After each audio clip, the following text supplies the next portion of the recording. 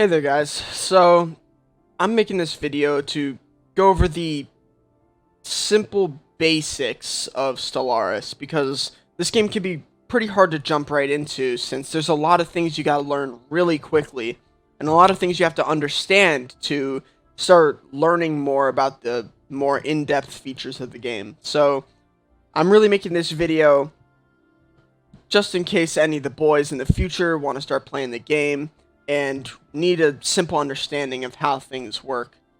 So, to start, I'll begin with building your species. Here, first appearance, you've got all of these different dudes, and this doesn't affect any of your in-game gameplay. So, it's really just whatever you want your species to look like. So, we'll go with this turtle man. Here, you've got your species name, and again, this doesn't have any gameplay changes, but the name of your species will be brought up a couple times throughout the whole game, so it is important to pick what you like. Here you've got nameless, which is pretty irrelevant. I mean, it's basically, it sets the default names of some of your things like your leaders and your ship names. Things you don't really see to begin with, and things you could change if you really want to in-game. So these different defaults are pretty irrelevant. Now, the traits tab is important. Here's where you got different traits like, for example, bonus food production or energy production or mineral production, things like that. So say you want to have bonus physics production or research production in total. You can go with the intelligent trait, but then that makes your trait points go to 0. So you could actually just continue with intelligence, but say you also want bonus energy production. Now your trait points are -2, so you'll have to pick a bad trait to make up for the 2 good traits you have. So say you're not really caring about the leader experience you gain, you'll pick that, and say your empire sprawl doesn't really matter to you, or your unity gain doesn't really matter to you, which I'll go over those things in a little bit. Then you can pick those, and those will be your traits. So yeah, you want to pick what you want based on the kind of empire you plan on running. So we can go with next. And now you've got all these different planets. These are basically the planets that you're going to choose from to be your habitable planet. The kind of planet your species is going to live on. So say you just pick, a tropical world. And then you choose a name. It's not too big of a deal, but it does show in the game the name of your planet. And your starting solar system, which doesn't really change much. But You'll pick those, and that'll affect where you can colonize in the game, because picking a planet to colonize on that you aren't habitable on will give you certain debuffs that you don't want. So your city appearance is not really important either. It's really just preference. It doesn't have any effect on gameplay. Now your origin is important. But since I don't have DLCs, I can't show you all of the origins that you could possibly have. So basically what an origin is, it's the origin of your empire, and it'll give you certain bonuses or different things based on whichever one you pick. So say you go with Prosperous Unification.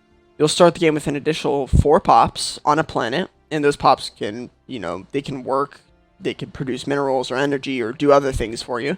And an additional 2 districts, which I'll show you what the districts are in a little bit. Your government ethics is another really important tab.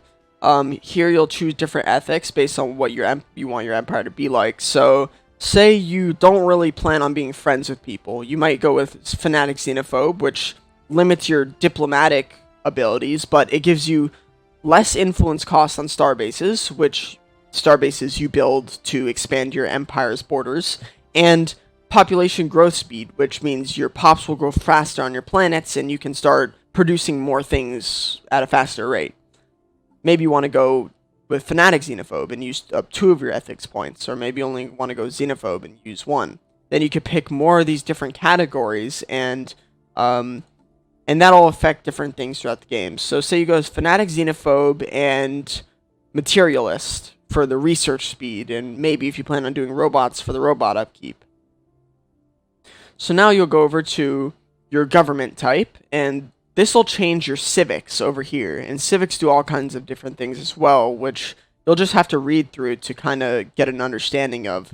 But say you go with a democracy, and you choose, well, you're looking at this, and you go pop growth from immigration.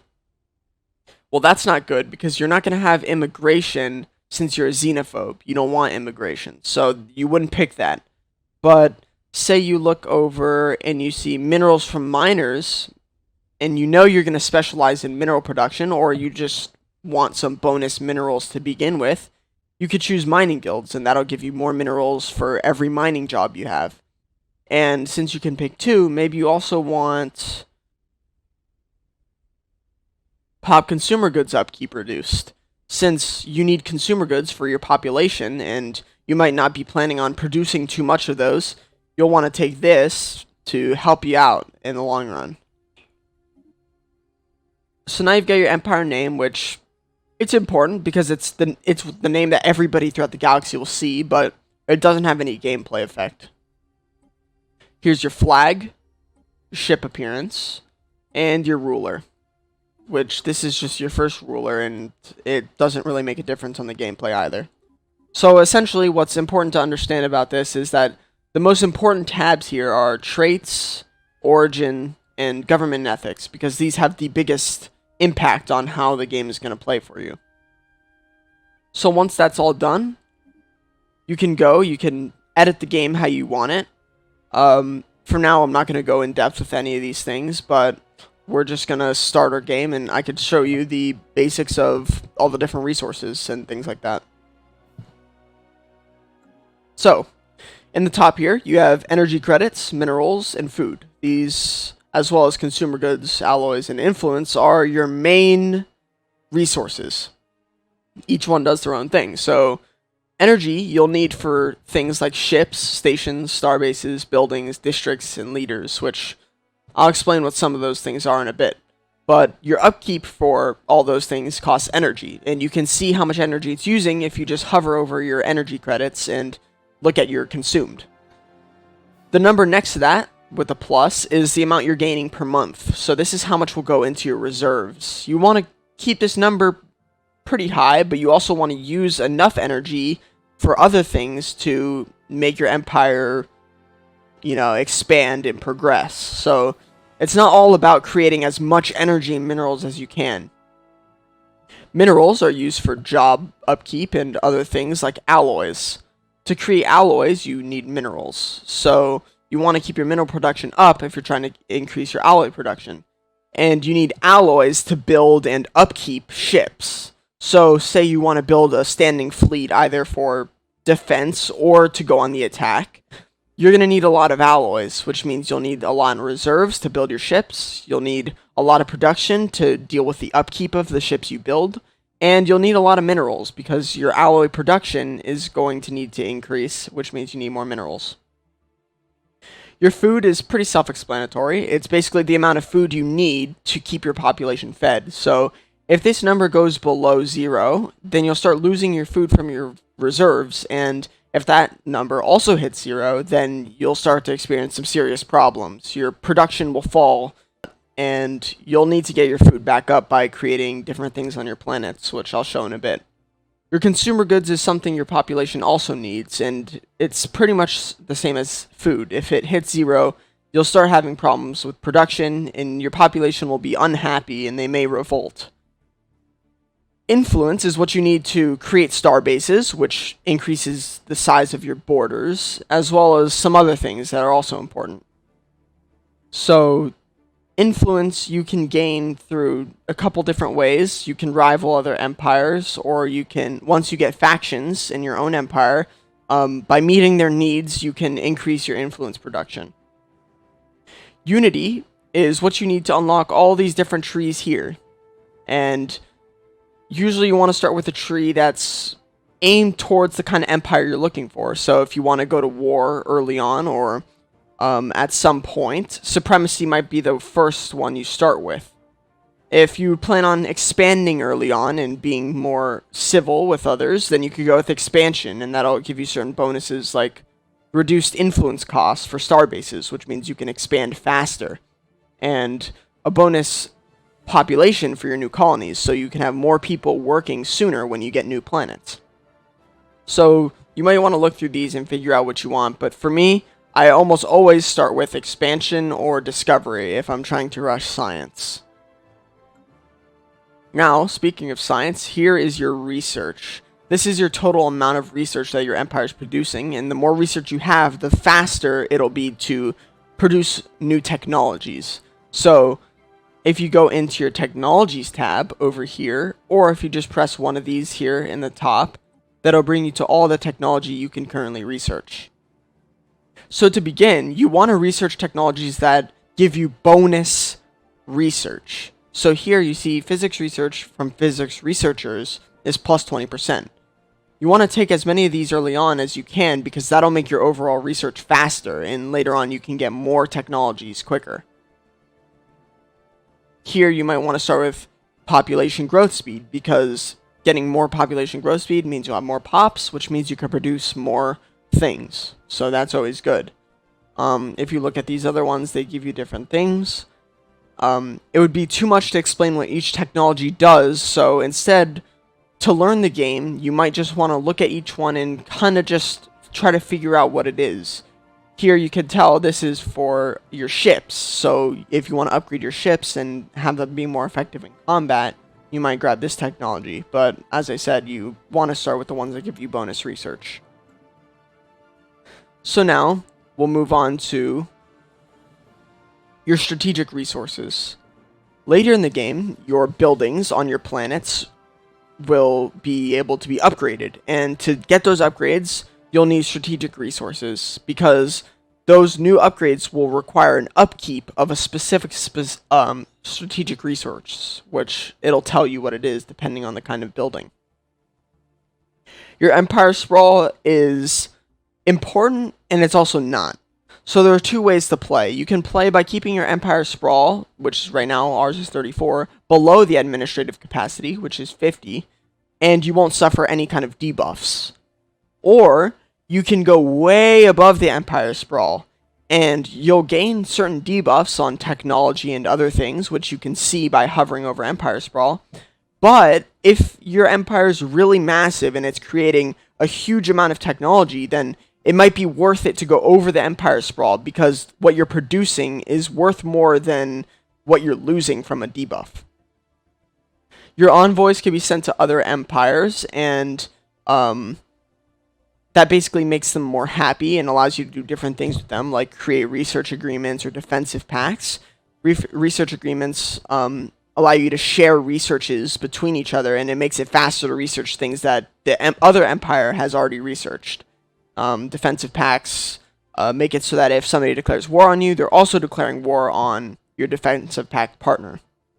So sending envoys to other people, or to the galactic community, which you'll see a little later in the game, which is a community where everybody in the galaxy makes choices on different rules and things like that, then you gain more diplomatic weight there by having an envoy sent. This is your empire population, which population is important, but the actual number of population in your empire, the number itself isn't really too important. Your starbase capacity is the total amount of upgraded starbases you can have. So right now I only have one starbase, and it's my main where my main planet is, and it is upgraded. It's a starport. So that's why we have one of 3 used. Now, I'll show you in a couple seconds more about starports and starbases. Here you've got naval capacity, and your naval capacity is basically the number, or more like the space that you have for ships that you can build in your fleet. If you go over the amount of space you have for ships, it'll start to cost you more upkeep and energy and other things for having all those ships. So you want to keep your naval capacity minimized, or at the same level as what you have. You can increase your naval capacity by building certain things on starports, building a certain building on a starport, or by getting technologies that give you bonus naval capacity. So, all this talk about starports, I'm going to show you what that is. Right here on your outliner, you have a science ship and a construction ship, which you're going to want to build more of those in your shipyard.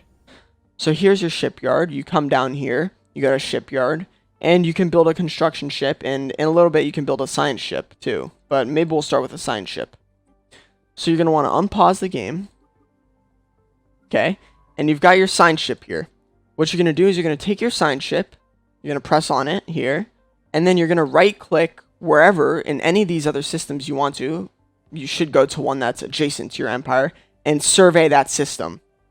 We also have another science ship that I just made, and you're going to go to the bottom left and assign a leader here, because since it's a new science ship, it'll need another scientist to work on it. And you can assign a scientist and send this science ship over here to survey this system. What you're looking for is places you want to expand to. So here, it looks like we have a habitable world, 80% habitability. That's pretty good. So we'll probably want to create a new planet here. These pop-ups are a lot of times unimportant, so you might just want to press interesting. Read this though. This is the important part, is when you're hovering over the interesting or whatever the option it gives you, it'll say begins the precursors, the event chain. That'll send an event to your situation log right here on the left. And you gotta press on that and look in your situation log to figure out what event you have. It might say to research this event, or it might say you have to send a science ship there to research it. Either way, things in your situation log are important, and you should take a look at them because they could give you different bonuses that you're definitely going to want to look into. So once again, right here we've research gained. Anyways, our science ship should finish up here soon, so we want to send our construction ship over there because we're going to build a starport or a starbase. And what that allows us to do is it'll increase our borders to this system, and we can build mining stations there, which will collect the energy credits and mineral credits, or we can build research stations there if there's research in this system. So essentially, we're just going to wait for our science ship to finish, which it did, and now we're going to send it somewhere else to survey a new system. And now we're going to use our construction ship. We're going to press on it, and we're going to right-click this system and press Build Starbase Outpost. And it'll start building a starbase, which it's already almost done, and then it'll expand our empire out to this system right here. So once that's finished, there it is. And now you can take it and you can build mining stations here. So you'll want to do that. There's 4 energy credits available. It says right here, 4 energy credits available to add to your monthly if you build mining stations. And we have some on our home system as well, which we should invest in by creating a new construction ship and building some there. Now this construction ship just finished, and we'll send it up here because we're going to want to expand our empire more. So now let's look into, while that's going on, let's look into our planet. So here's the planet tab. You've got districts here, and these are going to be the things you want to first invest in to start producing more stuff. So right now we can look, and we have 2 extra generator districts available. We have 2 mining districts and 2 agriculture districts. So this produces energy, minerals, and food. And then here we have our city district for housing. So right now we have 1 employed pop. That's what this is. Which means that we should probably create something over here. Let's say we want more energy, right? We can press on the energy. We can press on the generator district, and it'll start building one. And what a generator district does, if you read it, is it gives us +2 housing and +2 technician jobs, which means that this will create 2 jobs. So our 1 unemployed will start working here. And once we get a new pop on this planet, right now we have 17, or no, that's our planet size. Right now we have 22 pops, 22 workers, 9 specialists, 2 rulers. Once we gain another pop, it'll move into that new job you're creating. So basically, that's what you want to do. You want to start making these as you gain more pops. But you don't want to build a bunch of them if you don't have pops made yet, because does cost upkeep to make these districts. So you want to wait till you have unemployed pops.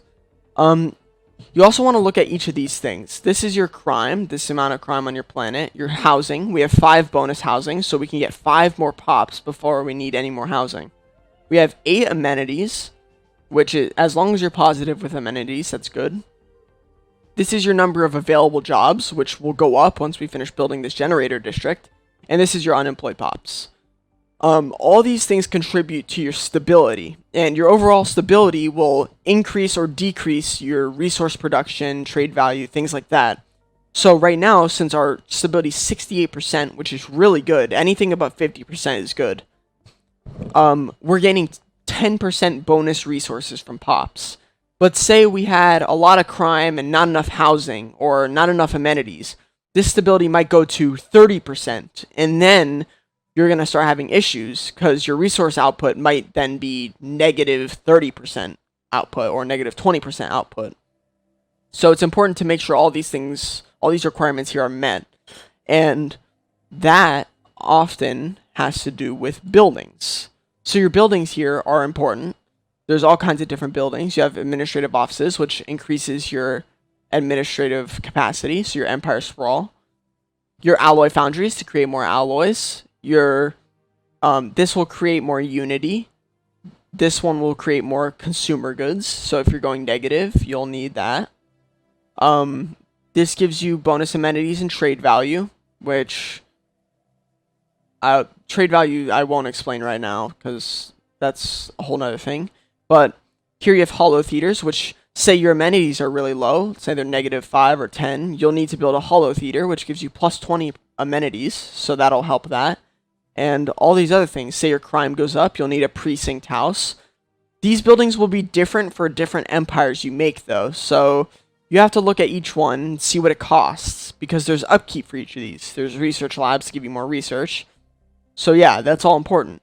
But like, for example, if you look at alloy foundries, it turns minerals into alloys. The job upkeep is 12 minerals to make 6 alloys. So you have to keep that in mind when you build these, because you're going to end up using other resources to produce new ones.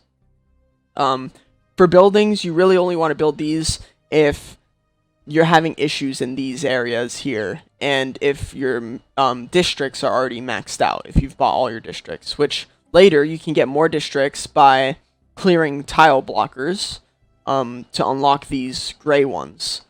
So yeah, you can't unlock a lot of them right now because you don't have the technology to do so, but that'll come later. Now you go into your population tab. This shows all the available jobs. So here you've got 1 unemployed, you've got 3 clerks, 6 farmers, 4 miners, 8 technicians. So what might happen is you might have some extra room for new jobs, and you might say want to move a person from one job to a different job because that's what you need at that moment. You'll go into this area and you can put that job as a priority job so that workers will move into that job before any others to start producing that new thing. So we can see right now we have technicians, a lot of them. And say we wanted some more miners. Right now we're only working 3 out of the 4 miner jobs, so we could prioritize that. And it took a person from our farmers. So now we have 1 less farmer job and 1 more miner job. So that's important. You can move those around. These are your specialists. They do things like create your consumer goods, your research, your alloys, other things like that. So yeah, here's where you build your armies. These will defend your planet, or if you embark them, they can go attack other planets. So during war, you want to have a big army to land on another planet to assault their armies. And that's basically it for your planet tab.